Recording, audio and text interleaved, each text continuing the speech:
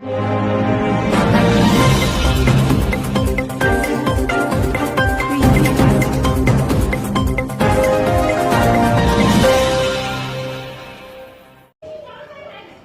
संपादक अजय कुमार उपाध्याय की रिपोर्ट भारत समाचार दर्शन न्यूज के लिए। चिकित्सकों का कहना है कि 24 दिसंबर 2024 को न्यूज़पेपर में सीएमओ बलिया ने आयुष चिकित्सकों के लिए विज्ञापन प्रकाशित किया था। इस विज्ञापन में आयुर्वेदिक, यूनानी, होम्योपैथिक चिकित्सकों के लिए आवेदन आमंत्रित किए गए, जिसमें लगभग 391 शिक्षकों ने आवेदन किया था। लेकिन साक्षात्कार मुख्य चिकित्सा अधिकारी बलिया के द्वारा सिर्फ होम्योपैथिक चिकित्सक को ही बुलाया गया है, जिसमें नाराज होकर आयुर्वेदिक और यूनानी चिकित्सकों में सीएमओ बलिया को जिलाधिकारी बलिया को ज्ञापन सौंपा गया है।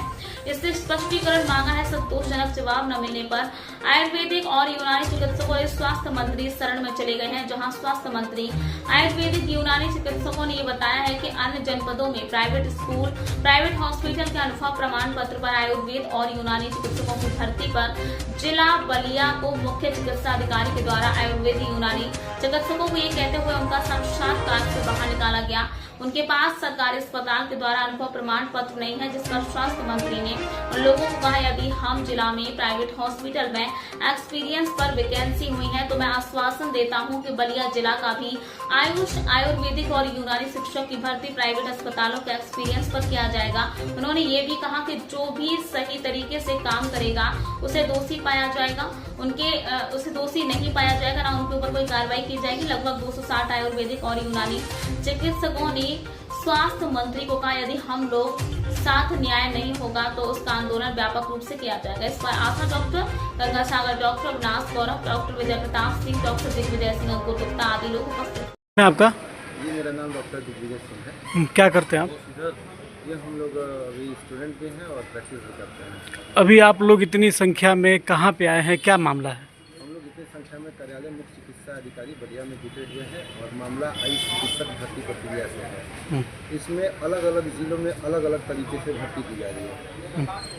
उत्तर प्रदेश राष्ट्रीय स्वास्थ्य मिशन द्वारा ये नियुक्ति निकली थी, जिसमें बलिया की गाइडलाइंस उसके विपरीत जाके नियुक्ति कर रही है। अन्य जिलों में उस गाइडलाइंस के हिसाब से काम हो रहा है और बलिया में अलग तरीके से हो रही है। जिसमें मुख्य बिंदु मैं आपको अवगत कराना चाहता हूँ कि जो एक्सपीरियंस सर्टिफिकेट मांगा जा रहा है, अन्य जिलों में वो एक्सपीरियंस सर्टिफिकेट मांगा गया है, वो प्राइवेट से हो या जनरल एक्सपीरियंस सर्टिफिकेट हो, उसके आधार पर वहाँ नियुक्ति भी हो चुकी है। लेकिन बलिया में उसी एक्सपीरियंस सर्टिफिकेट को सरकारी मांगा जा रहा है कि आप सरकारी में कार्य किए हों और सरकारी का अनुभव ले आएंगे तो आपको इंटरव्यू में रखा जाएगा। इसके बेस पे इन्होंने बाहर कर दिया। तो उत्तर प्रदेश में ही बलिया आता है, उत्तर प्रदेश में गाजीपुर, जौनपुर, मऊ आते हैं। तो अन्य जिलों में केवल एक्सपीरियंस मांगा गया है, वो एक्सपीरियंस जहाँ से भी हो, प्राइवेट से हो, गवर्नमेंट से हो, कहीं से भी। लेकिन बलिया में उसको गवर्नमेंट का एक नया नाम बलिया कार्यालय मुख्य चिकित्सा अधिकारी बलिया द्वारा दे दिया गया। इस मामले में हम लोग डीएम सर, सीडीओ सर और स्वास्थ्य मंत्री जी से भी हम लोग मिले हैं। वहाँ से आश्वासन मिला है कि इस पर जल्द से जल्द कार्रवाई होगी। उन्होंने बात को समझा है और बोला है कि बलिया अन्य जिलों से अलग नहीं है, ये भी उत्तर प्रदेश का एक भाग है।